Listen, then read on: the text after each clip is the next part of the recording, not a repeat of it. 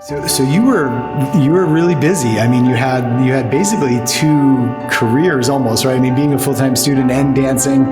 So talk to us how that kind of, rigorous exercise or activity was used as a resilience resource.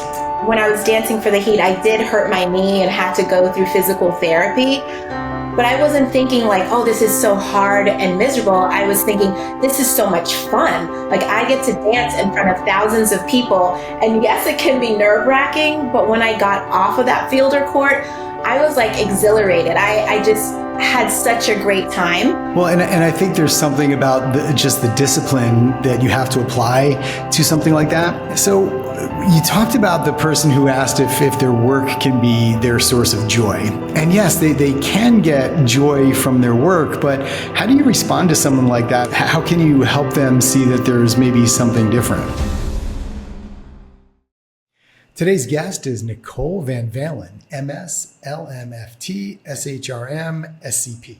She brings over 2 decades of experience leading transformative initiatives in healthcare, behavioral health, and social services. As the CEO and founder of Keen Insights, Nicole partners with healthcare systems to create sustainable growth, elevate well-being, and cultivate environments where resilience and inclusivity are more than buzzwords. They are the foundation of a thriving organization. Nicole's signature platform, the 3 stages along your resilience journey, empowers healthcare professionals to overcome challenges, adapt to change, and thrive in high-pressure environments. Her holistic approach combines evidence-based mental health practices, spiritual healing, and energy techniques to address the needs of the whole person, resulting in healthier, happier teams that deliver better patient outcomes. Nicole, welcome to the podcast. It's really great to have you. Oh, I'm so excited to be here with you and your group of listeners here. Let's get into it.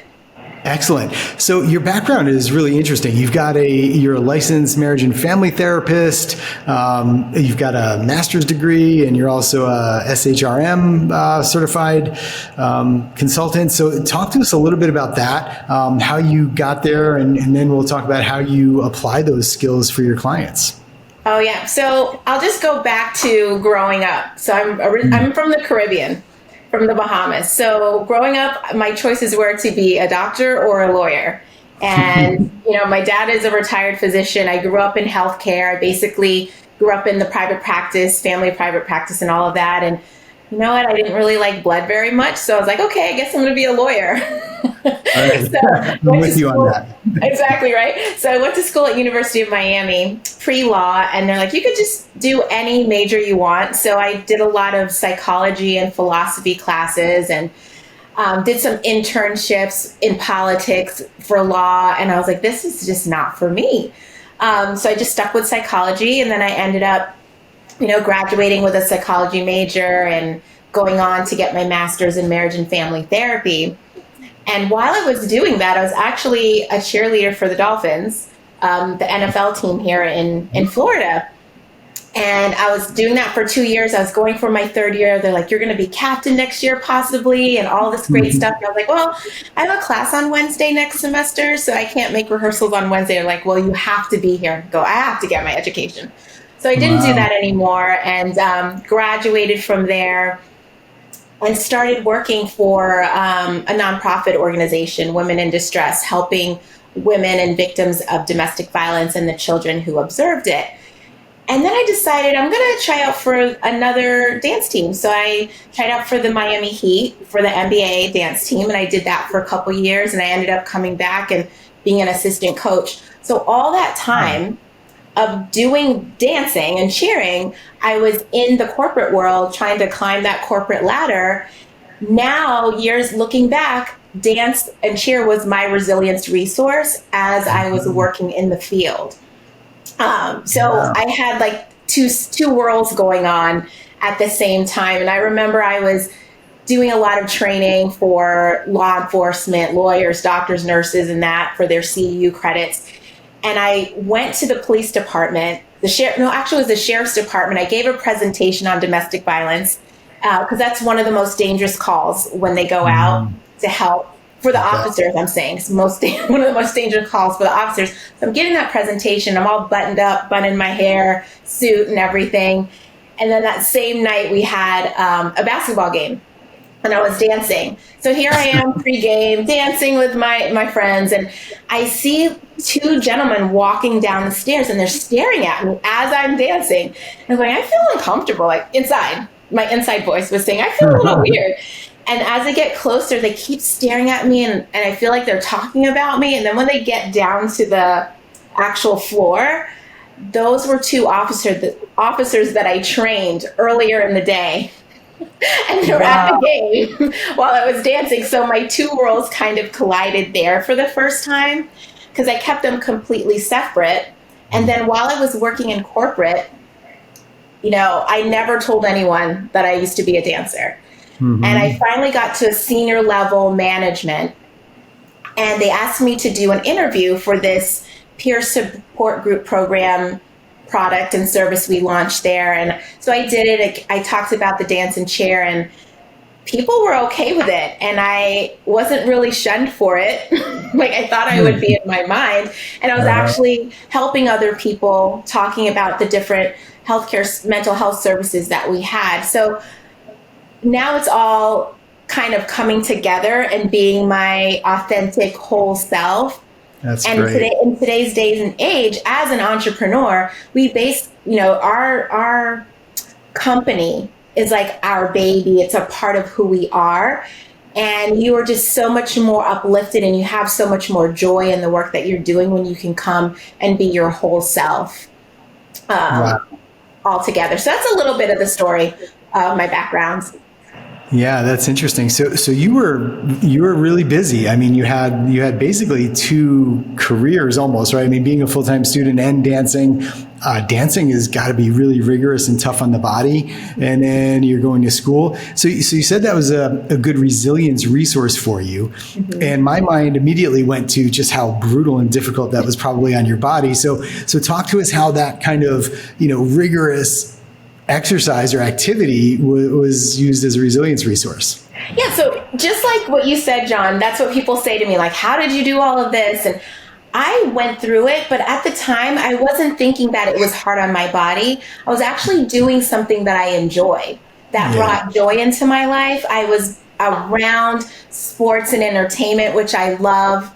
I was around other women that were just as passionate about dance and working in their careers. So some of them were going to school for law, psychology. They all, when we go back and do alumni reunions, they're thriving in businesses, presidents of large organizations and things like that. So I'm a part of a sisterhood that is really strong and impactful for women. And then we were supported and had allies by the men in the sports and entertainment industry. So for me, I wasn't thinking that, oh my gosh, this is so difficult and hard. I was more like, I get to do something that I love. And if I have a hard time with anything physically, I remember when I was dancing for the Heat, I did hurt my knee and had to go through physical therapy.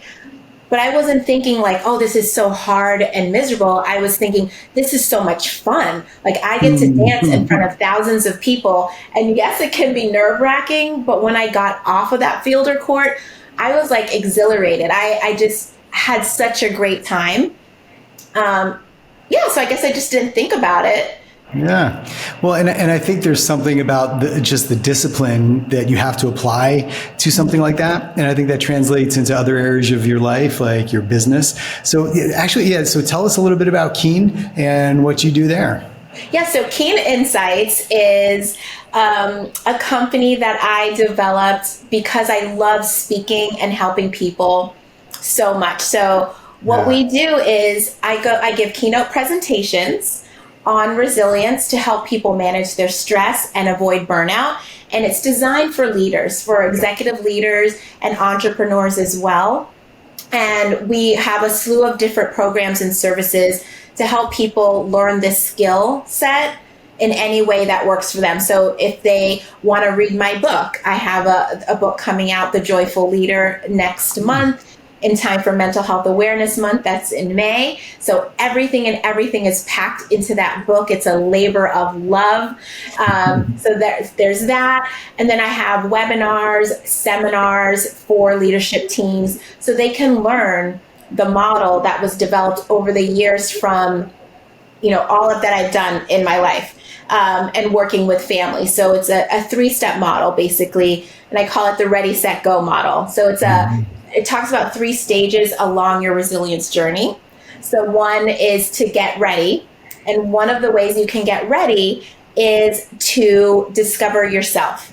And you're basically discovering what brings you joy. And I find that leaders sometimes forget what brings them joy. So we have to kind of really think about that. I remember giving one of my presentations and the CEO was asking, is her work considered joy? So we had to dive into that more. And then there was another CEO that said, I used to love drawing and art. I haven't done that in years. And my 7-year-old daughter loves drawing. We're going to go take an art class together.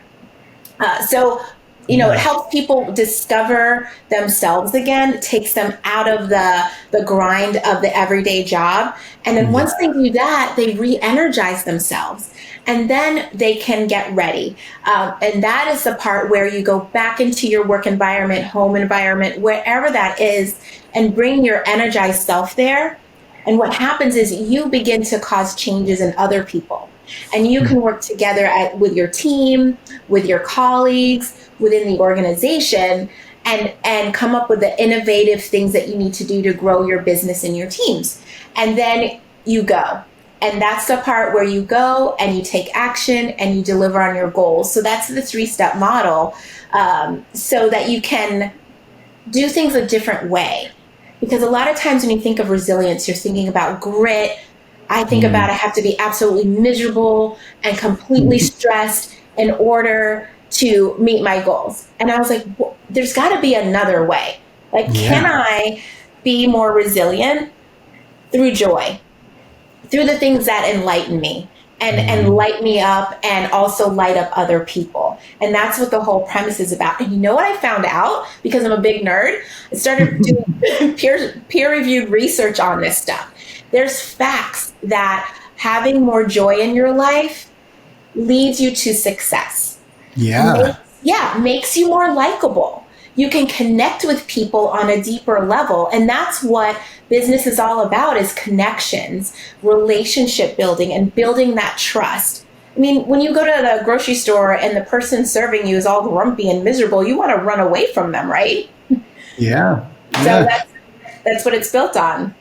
Yeah, you said so much that I wanted to get to, but so the idea about being joyful and having that just radiate from you and have everybody feel it, I think is really important and probably something that gets lost. At least the entrepreneurs that I see or work with, a lot of times they're just very caught up in the grind, and they feel like if they're not doing or achieving, then they're not really succeeding, right? They're not actually being entrepreneurs. But like you just said, working on finding joy is, the ROI is pretty significant, because you're going to establish better relationships, you're going to be more creative and get more things done. So what are some, like when you're working with somebody and finding joy is an issue, or even just resilience in general, what are some things that you've seen that work really well for people who are just stressed and need to increase their resilience and need to find some joy? A lot of it is just stepping back so that you can bounce forward. So it's kind of, the first thing is to just recognize that you're feeling stressed or that you're feeling burnt out, because sometimes you don't even realize it. And sometimes it might take someone else saying it to you or noticing it for you. And once you've identified it, then it's about, okay, what am I going to do about it? So I've created this thing called a joy menu. I love that. It sounds like a great menu to look at. Exactly, right? So it's a joy menu, basically. So if you can go ahead and write down, be preventative, proactive, and write down the things that bring you joy. And have that ready to go. And when you have identified that you're feeling stressed, just go look at that menu and pick one thing to do. And there could be things that are as simple as taking 3 deep breaths, like really taking those deep breaths. And I've done that in a webinar, and people can't understand how much energy doing that brings them. after doing it. Yeah. And they're just re-energized. And that doesn't take a long time. And I do it sometimes when I'm in meetings, I'm feeling a little stressed, or I'm giving a proposal or things like that. And you can do that and no one else knows. And so that's 3 seconds out of your time to do it. But when you do have time, you can think of other things that you like to do. So now for me, it's like I love a hot cup of chai. If I can get a nice cup of tea and sit for 5 minutes, 10 minutes and drink that in solitude, that re-energizes me. Other people, they want to go bike riding or something, that's a lot of energy, like takes a lot of energy and exercise. I'm just going to walk around the block, but other people are going to do a 3K mile, whatever those things are. But they're different things that you can do. So I advise people to just think about things a little bit differently. Pull them out of what's draining them. And then we have an opportunity to discuss what enlightens you. And then how can we decrease the things that drain you and increase the things that energize you? And that could be simply looking at your energy level during the day. So for me, my energy level skyrockets at night, in the evening. So I'm going to do my core things in the evening, the must-haves that takes a lot of my energy in the evening. My husband's a morning person. He's up at like 5 a.m. He does all of that core work early in the morning. If I try to have a conversation with him at 9 p.m., it's not going to happen. When he's, I'm like, what time is it? Oh, it's 9:15. Okay, we're going to have to talk tomorrow. Yeah. So you talked about the person who asked if their work can be their source of joy. And I get this a lot too, right? Because you talk to people and you ask them about their hobbies or what they do, and they say, no, my work is my hobby. This is what I do. And yes, they can get joy from their work, but how do you respond to someone like that? Or how can you help them see that there's maybe something different? Yeah, so a lot of it is just listening.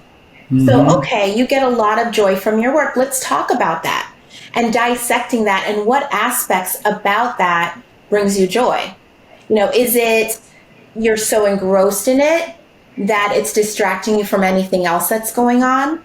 And then starting to talk about, okay, what else have you felt, whatever that core feeling is for them. So everyone's going to answer a little bit differently. And then going in and dissecting a little more. When else have you felt that way? Sometimes it's asking them, when you were younger, what were some of the things that you really liked? Right. And are you still doing those things today? And if not, are you able to carve out some time in your day? An hour sometime during your week so that you can put that into your schedule to re-energize you. And then when should we put it in there? So it's that kind of I would go through a series of questions to help them understand themselves a little bit better, verbalize it to someone else, because it's kind of when you verbalize it or you write it down, it becomes reality. And then it's about valuing yourself enough to care for yourself. Yeah. And it's not just about self-care, but it's about leadership care, because we need even more care, because it's not just only about us, because we're giving so much to our customers and our clients and the prospective customers when we're out there. So we have to feed ourselves. Yeah, and I can feel that pendulum shifting a little bit from the, sleep when you're dead mentality over to, hey, you've really got to prioritize yourself so you can show up the best person.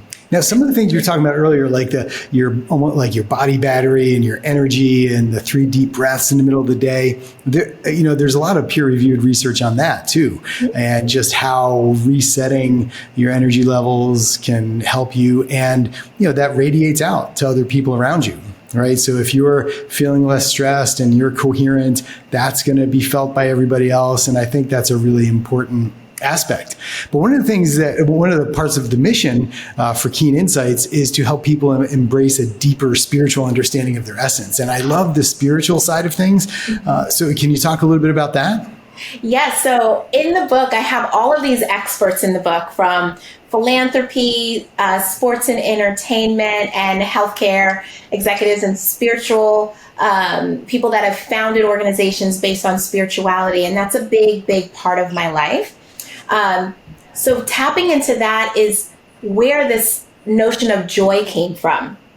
And joy is something that is internal, that is something you can always have, and it's something that you can nurture and actually expand on that joy to where you can go from feeling of joy that is internal. It's not based on outside impacts or what's going on with someone else. It's something you develop, and you can have that regardless of what's going on around you.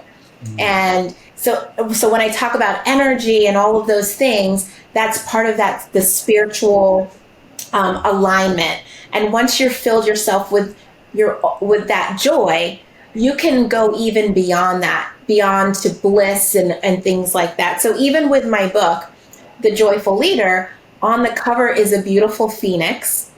And I'll just give you a little bit about the meaning, and it's detailed more in the book, but so it's a golden phoenix. And the idea is that we were born golden. Like, we have everything that we need. We're here to go through various experiences to expand ourselves and to grow. So we have that. But then the phoenix is showing with its wings wide open, and under the wings display the different experiences in life through colors. So red is like that rage that we could feel at times. Then that orange is like the anger that we could feel based on circumstances. And then the yellow is like that happiness, unhappiness that we go through. So that's contingent upon what's going on in various relationships we have. And so that's kind of like that conditional type of love. Then there's the green, which we get into the joy. And that's something that we have control over because it's internal.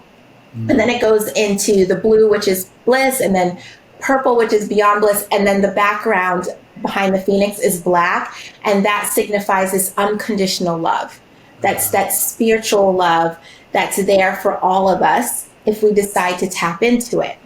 And so that's the whole spiritual side. And resilience is something that is talking about tapping into this energy. You want to call it the Great Spirit. Some people call it the universe, whatever your spiritual beliefs are. It's basically building yourself and growing so that you are in this space of, in this space of just joy and bliss, just radiating off of you, regardless of the circumstances.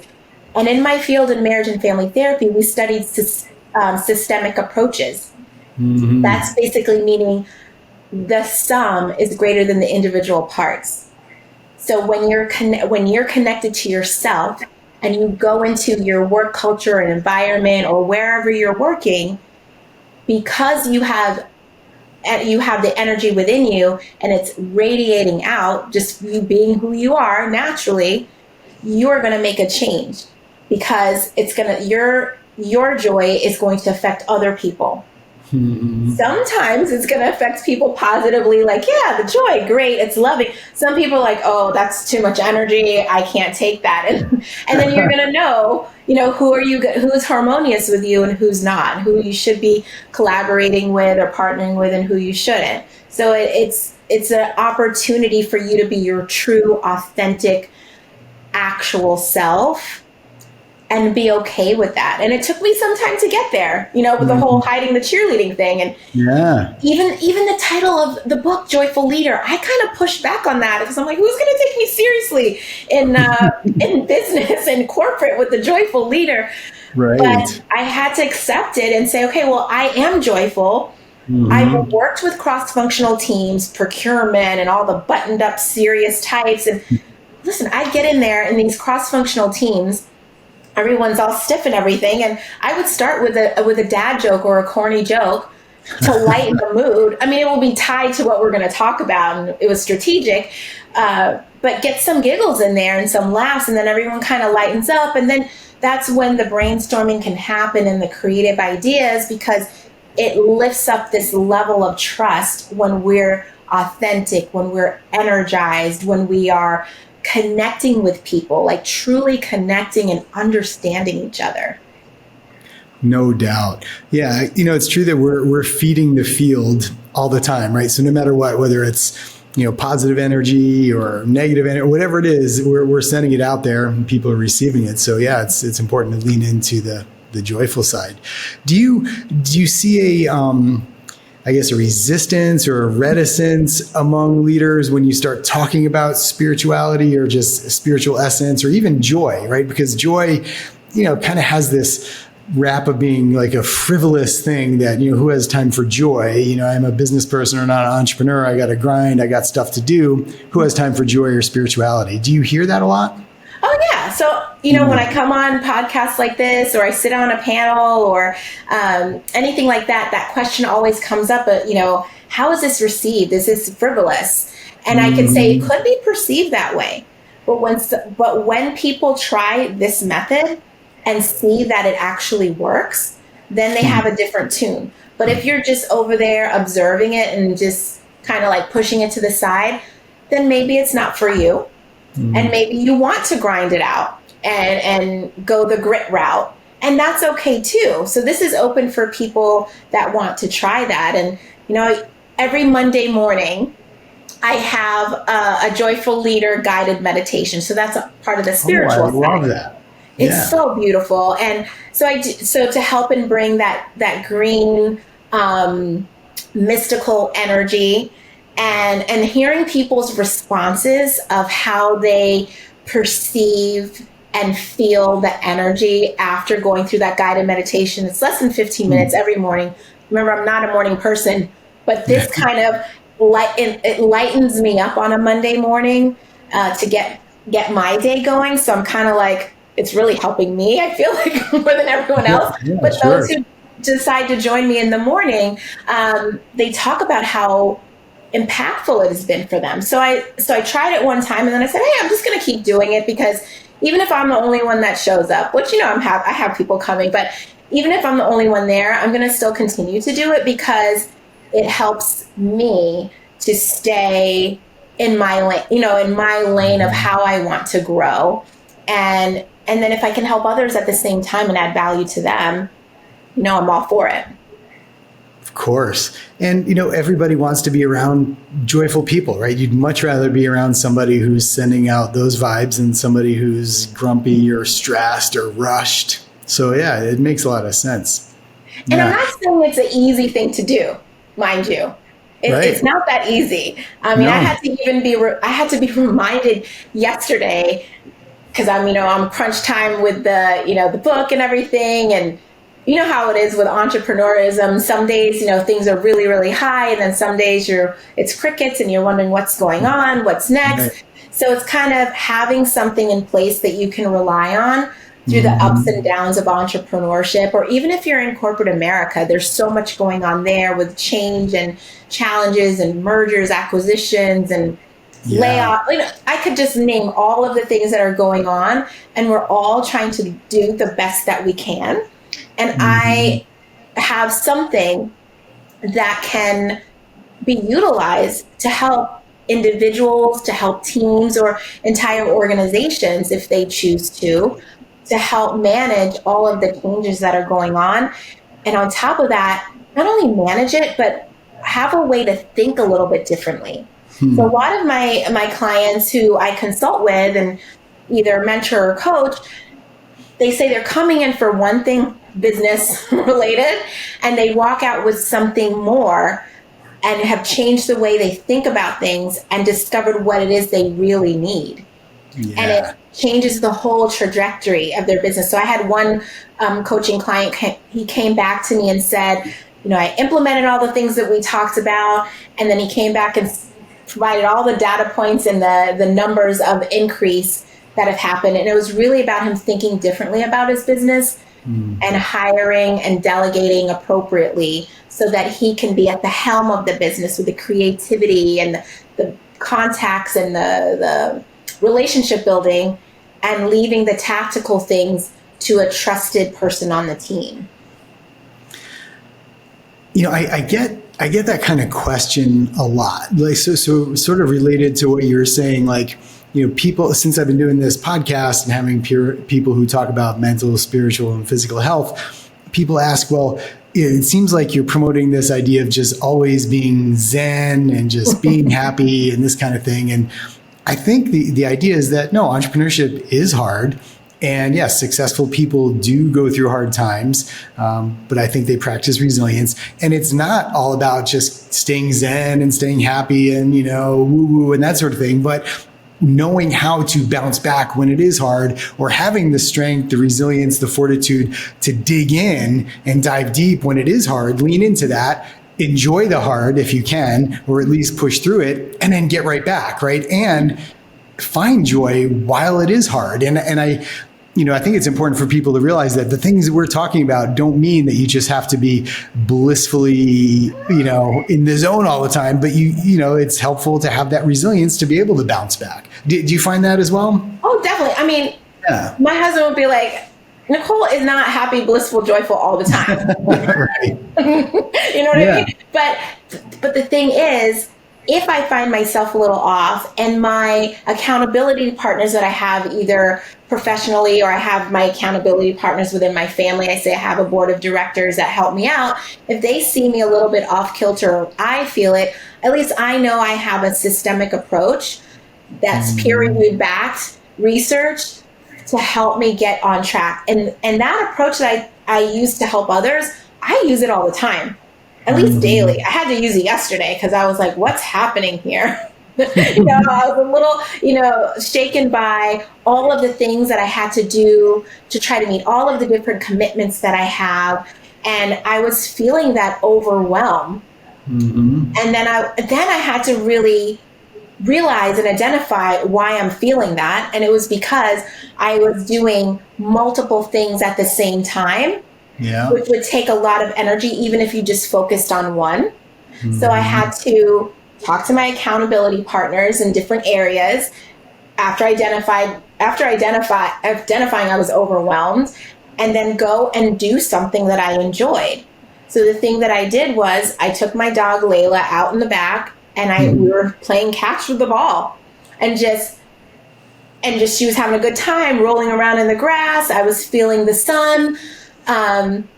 And then checking out my fruit trees to see if any mangoes were popping out, because mango season's coming. And when I came back inside, I felt like a weight was off of my shoulder.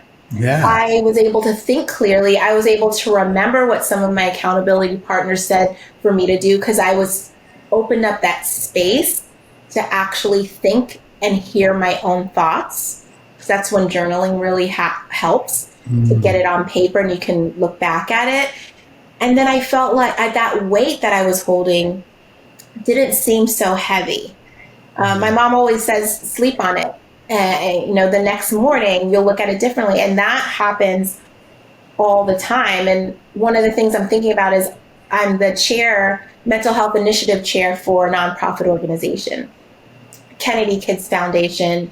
And it's founded by Robert Bailey, who is one of the biggest sports agent presidents here in South Florida. And his daughter died by suicide about 2 or 3 years ago. And so the message is to get awareness out to young adults and teens about suicidal ideation. And being a part of that particular organization, and I'm part of other ones that helps children and teens, but being a part of that really reminds us that what we're going through may not be, it's significant, but when you think about what other people are going through, and if you step outside of what you're going through and offer support and help to someone else, that kind of lifts us up. So that's one of my resilience resources tools, is to be able to give back to my community. That's giving back to my local community. And that kind of lights me up and gets me excited. And I don't even feel, if I'm going through any kind of pains, I'm not feeling that in the moment, because I'm completely focused on helping someone else. And so that's a tool that, I talk about in the book to, volunteering to alleviate some of the stress that you may be going through.